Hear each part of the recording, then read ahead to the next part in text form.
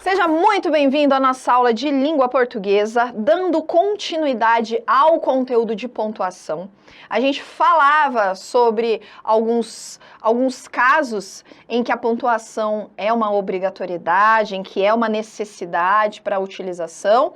E agora a gente vai continuar. Existem outros casos aqui, então a gente vai dar continuidade. Essa aula está amarrada à anterior. Começaram ali os casos. Então, vou começar já do caso 5 aqui, mas tem outros tantos aí, tá? Que já passaram, que já ficaram para trás, mas que você precisa estar por dentro aí para pegar a sequência, combinado?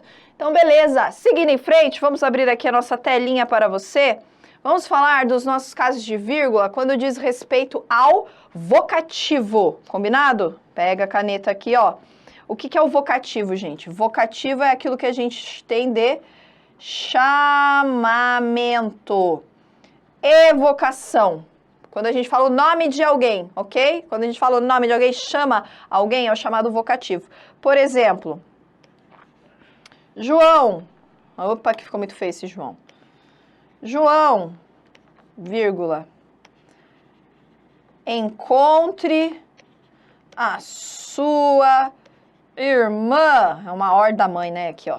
Encontre a sua irmã agora, menino! Então, o que você tem aí, ó? João, encontre a sua irmã, um vocativo, gente.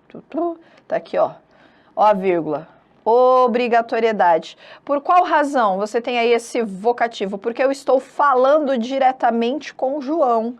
Então, ó, falando diretamente com João. Todas as vezes que eu tenho uma fala direta com alguém, eu faço uso desse vocativo. E, ó, ele tá aqui no começo, mas ele pode estar ali no final também. Encontre a sua irmã, vírgula, João. Então, poderia ser ali. Às vezes não é nem o nome da pessoa. Às vezes é um chamamento. Menino, menino. Ou, assim, sabe? O que é isso aí que você tá fazendo, né? Moça, ou moço. Senhora, assim, chamou, dirigiu a palavra para alguém, nesse sentido de captar a atenção, de chamar a atenção para introduzir a fala, é o que a gente chama de vocativo, tá? Então, isso daí é o nosso vocativo. É obrigatório aqui, porque eu preciso dar essa ideia de interlocução, de que eu tô falando com essa pessoa, provavelmente essa pessoa irá me responder, é isso que a gente tem que ter em mente, combinado? Primeira situação deste bloco aqui de informações é o nosso vocativo. Ponto 6. O que está escrito ali, professora? Mais de 3 advérbios? Sim, não é mais de 3 advérbios. Vamos pensar aqui, ó. Isso daqui corresponde a uma locução. Na verdade, são mais de 3 elementos para formar o nosso advérbio. Exemplo, vamos pegar aqui. Exemplo, deixa eu abrir para você, né? Para ficar melhor para você enxergar. Na manhã de quinta-feira, vírgula, as mulheres fizeram sua reunião. Na manhã de quinta-feira, as mulheres fizeram sua reunião. Olha aqui, ó. Na manhã de quinta-feira eu tenho 1, 2, 3, 4. Quinta-feira é uma coisa só, tá? 4 elementos. Então, a minha vírgula aqui, ó, ela é o quê, Brasil? Ela é obrigatória. Eu tenho que ter essa vírgula. Professora, e se for menos de 3 elementos? Aí ela é facultativa. Por exemplo, se eu tivesse assim, a minha estrutura, vou pegar outra cor. Se fosse assim minha estrutura... ontem de manhã,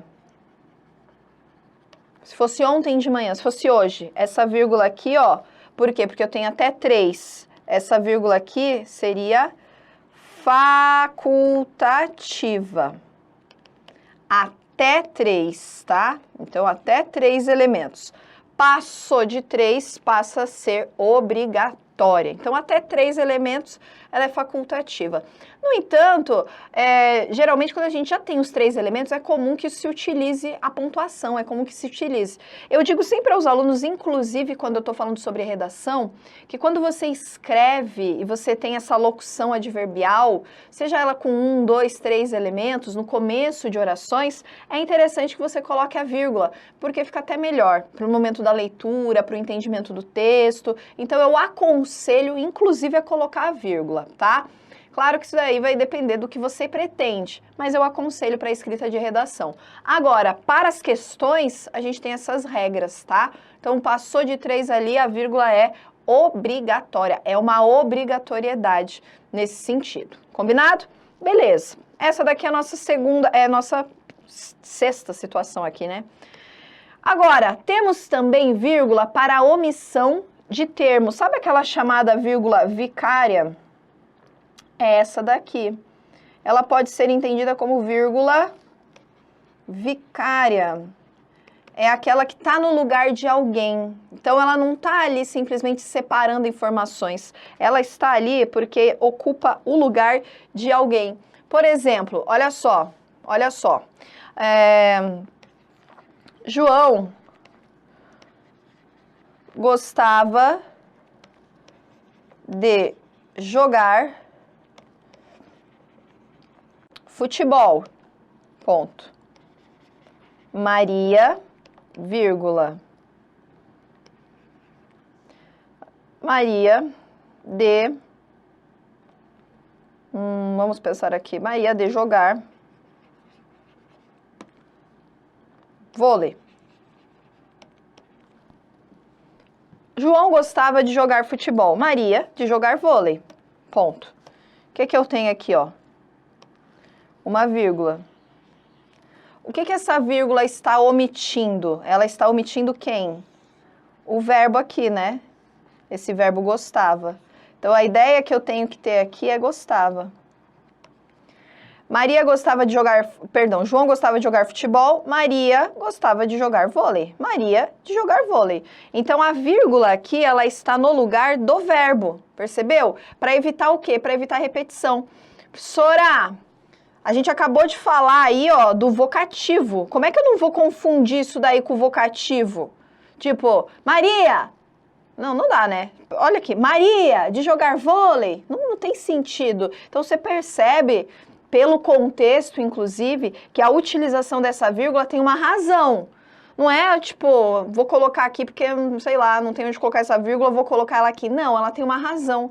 Ela está ocupando o lugar do verbo. E essa vírgula que omite termo, essa vírgula vicária, pode ser para qualquer classe de palavra, tá? Aqui calhou de ser o verbo, mas ela pode ser para qualquer outra classe de palavra.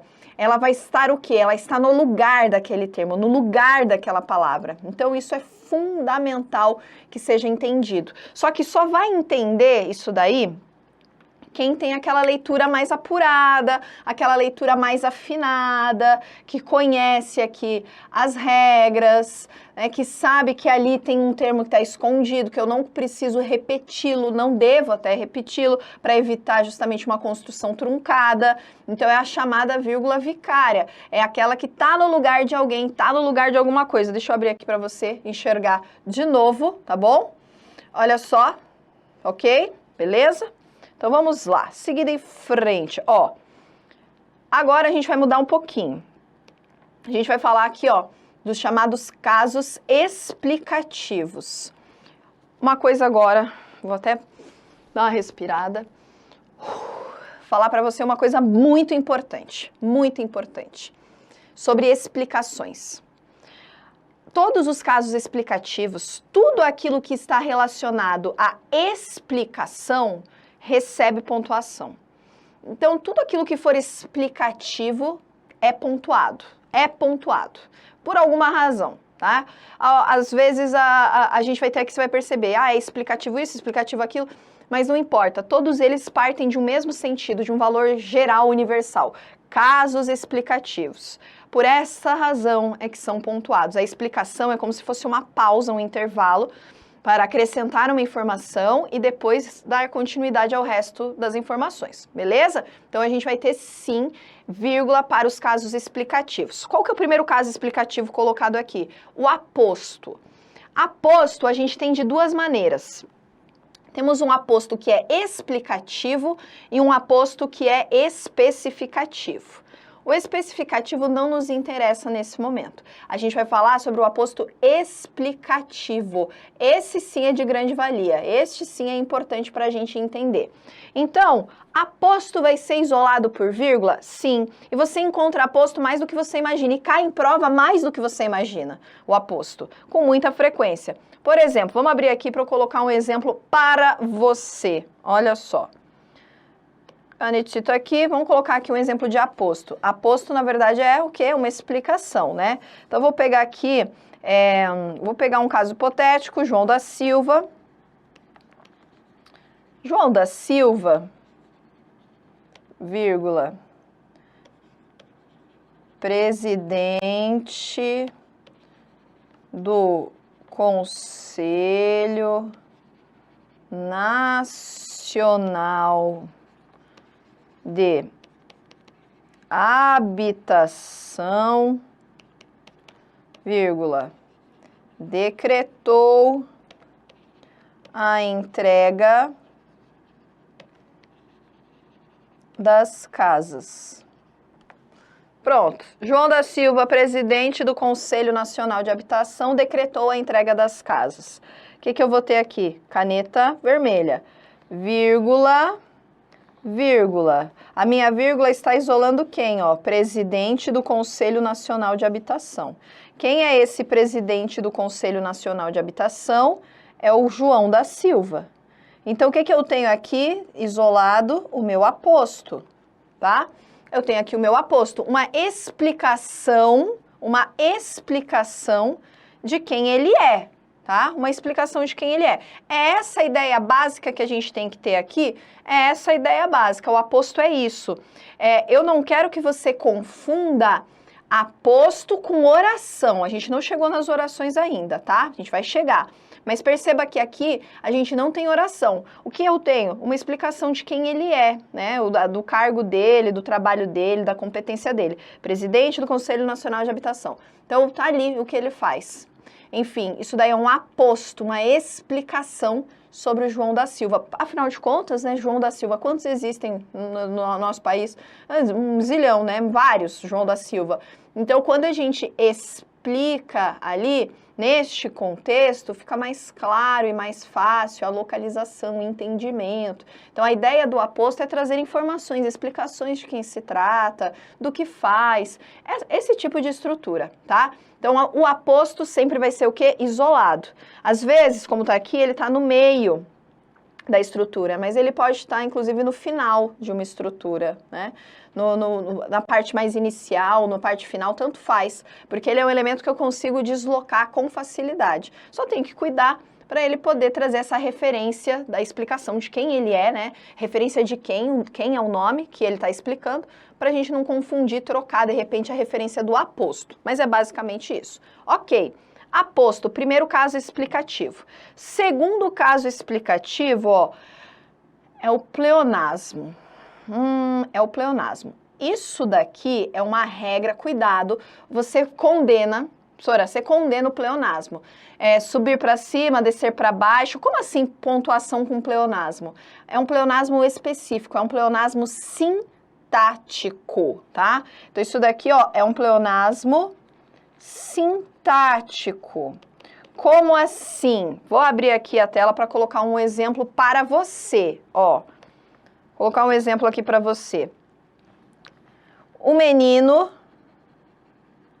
vírgula, eu encontrei-o, opa, que ficou muito longo, encontrei-o sozinho no parque. O menino, eu encontrei-o sozinho no parque. Ó, o que eu tenho aqui? Vírgula. Neste caso, é essa vírgula aqui do pleonasmo. Por qual razão? Ó, Eu tenho aqui o, que é o meu objeto direto, e eu tenho aqui o menino, que é a referência desse o, tá vendo? O menino, eu encontrei-o sozinho. O que eu tenho neste caso? Um objeto direto pleonástico. Tá vendo? Então, para essa situação, é uma obrigatoriedade, tá? É uma obrigatoriedade. Eu preciso colocar a vírgula ali? Sim. Por qual razão, senhora, eu preciso colocar a vírgula ali? Eu não posso ter duas estruturas com a mesma função sintática, apresentadas assim de forma diferente.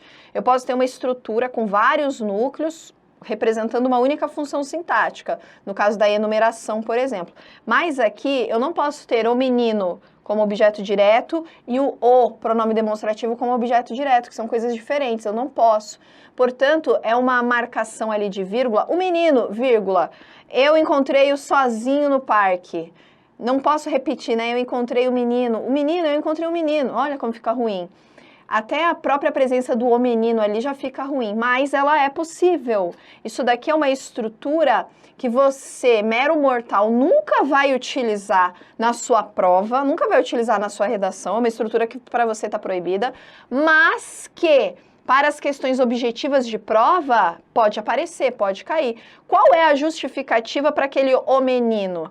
Não está separando o sujeito de verbo, não está separando ali vocativo, não tem nada disso. Nessa situação aqui, eu tenho uma utilização de pleonasmo, de objeto pleonástico. Professora, mas quem é o objeto pleonástico? É o menino ou é o o? Os dois elementos. Só pode ser pleonástico se aparecer os dois. Se não aparecerem os dois, não tem como ser. Percebeu? Então, aqui é um caso explicativo. É como se fosse uma explicação mesmo, né? O menino, tá explicando, ó, o menino, vírgula, eu encontrei-o sozinho no parque, como se fosse uma explicação. Então, o nosso objeto direto, ou indireto algumas vezes, pode aparecer também, pleonástico, é em decorrência dessa utilização, tá? Dessa necessidade de aparecerem os dois elementos. Mas lembre-se sempre, isso não é para você mero mortal. Isso daí é para quem tem licença poética, para os autores, para a banca, aí eles podem usar, você não. Beleza.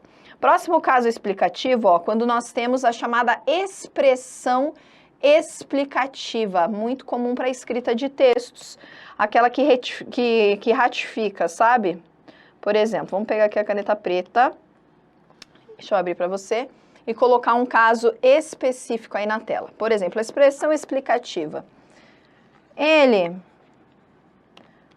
foi encontrado sozinho, vírgula. Ou seja, vírgula, Maria não o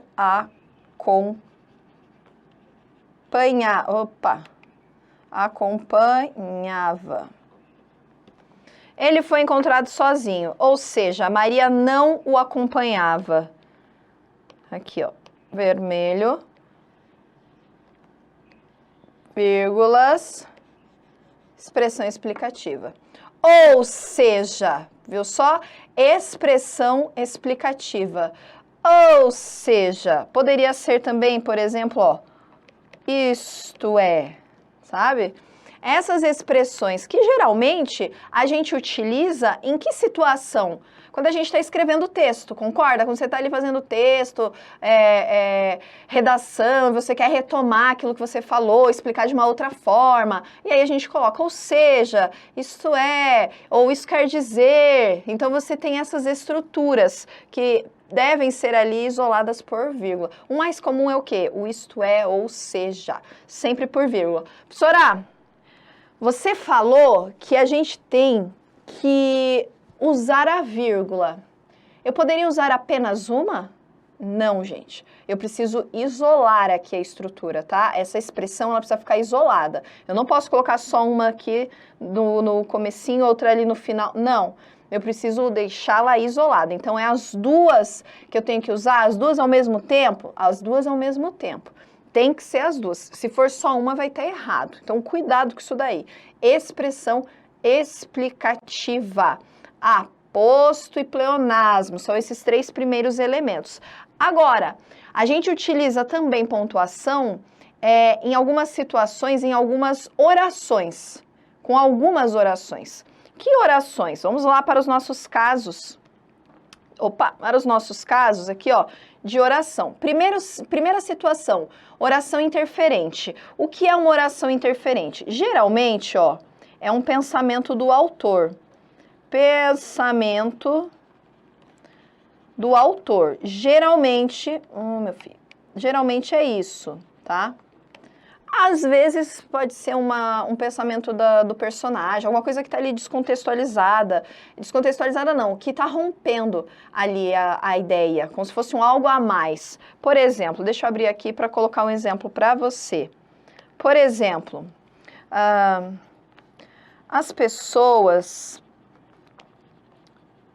estavam aflitas, vírgula, não era para menos.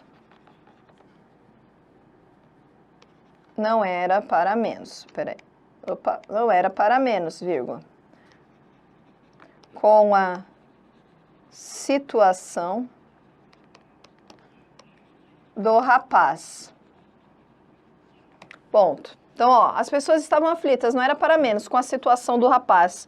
O que eu vou ter aqui, ó? Uma oração interferente. Ó, ela tá aqui isolada, tá vendo, ó? Não era para menos. O que é esse não era para menos? Percebe que não é alguma coisa relacionada à situação. As pessoas estavam aflitas com a situação do rapaz. Não era algo que faz parte dessa fala. É um acréscimo, é o pensamento de alguém. Também não era para menos. Né? Já é tipo um julgamento, já é tipo um posicionamento com relação àquilo que foi colocado.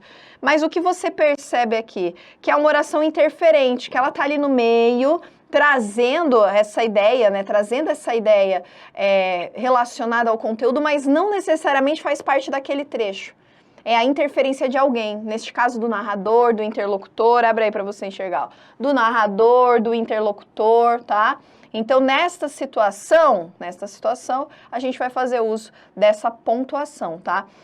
As nossas expressões que são deslocadas, essas que a gente viu antes, por exemplo, aqui, ó, tá vendo? Ó, explicativa, aposto, isso daqui tudo é pontuado devido a ser quem são, tá? Ó, expressão explicativa, aposto, a oração interferente, por causa dessa ideia de serem, por causa de quem eles são.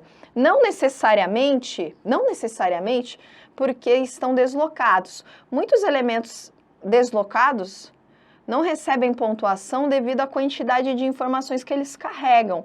É o caso, por exemplo, daquele que a gente viu no começo, um pouco antes, da estrutura formada por um advérbio, né? Formado por mais de 3 elementos na sua estrutura. Aquilo recebe pontuação. Agora, um único, ele não precisa receber pontuação porque está deslocado. Não é o deslocamento que causa pontuação. O deslocamento permite, mas ele não obriga. Tá? A obrigação é só quando ele é muito grande, quando esse termo deslocado tem muitos elementos, aí a gente tem a obrigação de colocar pontuação.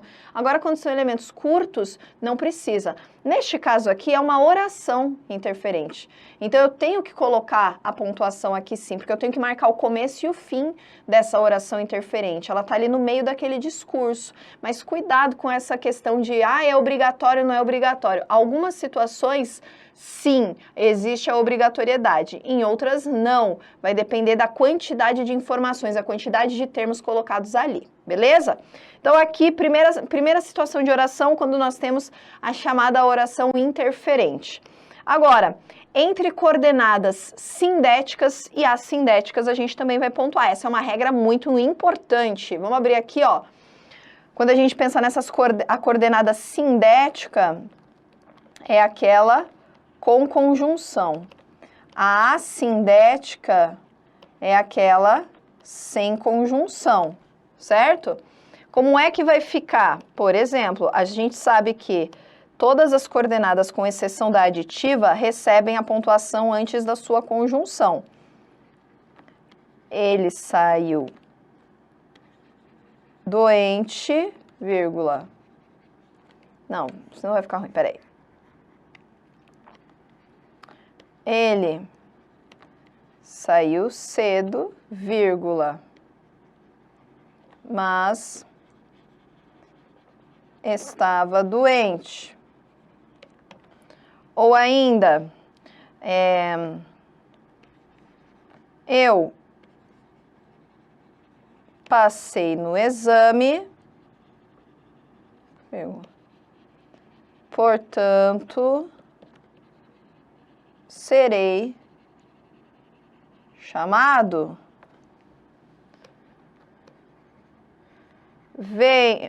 Ficou horrível.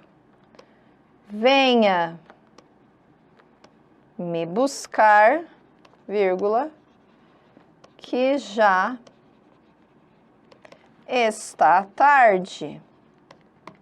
Ou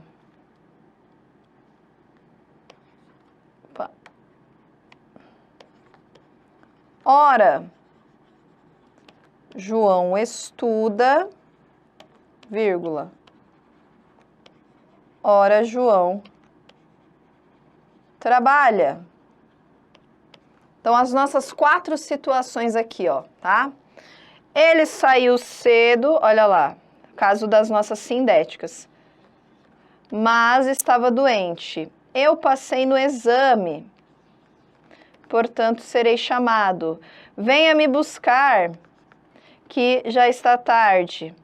Ora, João estuda, ora, João trabalha. Então, eu tenho aqui, por exemplo, a adversativa, eu tenho aqui a conclusiva, eu tenho aqui a explicativa e tenho aqui a alternativa. A única que eu não tenho é a aditiva, que a gente já vai falar sobre ela, tá? Porque ela é um caso o quê? É um caso especial. É um caso especial. Então, aqui eu tenho essas chamadas, ó, sindéticas. Por quê? Porque todas têm conectivo. Quando elas são assindéticas, a gente também vai fazer uso de conectivo, professora? Sim. A gente, claro, pode usar o ponto final, mas pode fazer uso... quando elas forem assindéticas, a gente também vai fazer uso de pontuação? Sim. Claro que, se elas forem coordenadas, elas estarão colocadas lado a lado. Por exemplo, João saiu, vírgula, comprou o jornal, vírgula, estacionou o carro, vírgula, chamou o amigo, vírgula, entrou no escritório, ponto. Então, eu tenho vírgula, vírgula, vírgula, vírgula, não tenho nenhuma conjunção, mas eu sei que é um período composto, formado por coordenação, que eu tenho todos os elementos ali, um acompanhando o outro. Então, na coordenação eu posso usar. Então, nas coordenadas, em todas elas, com exceção da aditiva, eu preciso dessas vírgulas, tá? Coloca assim, ó, menos na aditiva. Por quê? Porque a aditiva é caso especial, que a gente vai tratar já já, tá? Então, a aditiva é caso especial, não vai entrar nesse balaio aqui. Agora, em oração subordinada apositiva, não seria diferente, né? Por quê? Olha a ideia aqui, apositiva. Se no aposto eu tenho pontuação, quer dizer o quê? Quer dizer que quando eu tenho uma oração com papel de aposto, eu também vou ter pontuação. Por exemplo, vamos abrir aqui para você, para colocar o nosso exemplo. Ó, vou colocar o nosso exemplo aqui. João tinha um sonho que a aprovação viesse. Pronto. João tinha um sonho, que a aprovação viesse. O que eu vou ter aqui, ó? Eu tenho a minha pontuação e a minha oração. Que a aprovação viesse, o que é isso aqui? É o sonho de João, tá vendo? É o aposto do sonho. Só que, por que é uma oração? Porque eu tenho aqui o meu verbo, Tá vendo? Tenho aqui o meu verbo. Diferente, e ó, tenho aqui inclusive o meu conectivo, né? A minha conjunção subordinativa integrante aqui. Então, aqui eu tenho a minha conjunção subordinativa integrante. E aqui eu tenho o meu verbo. Portanto, estou diante de uma oração? Estou diante de uma oração, tá? Estou diante de uma oração. Agora, como é que eu vou saber, professora, se eu estou diante de uma oração ou se é um aposto? Você vai procurar o verbo, né, gente? Você vai procurar o verbo. Achou o verbo, opa, tá trazendo a explicação do que é sonho. Se tá trazendo a explicação do que é sonho, de fato, a gente vai ter ali uma oração apositiva. Combinado? Então, aqui são mais alguns casos.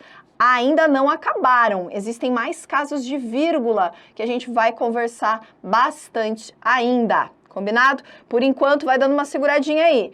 Por enquanto, já vai para a sequência próxima aula. Ficam aqui as nossas dicas, nos vemos no próximo encontro. Falou, valeu, tchau, tchau!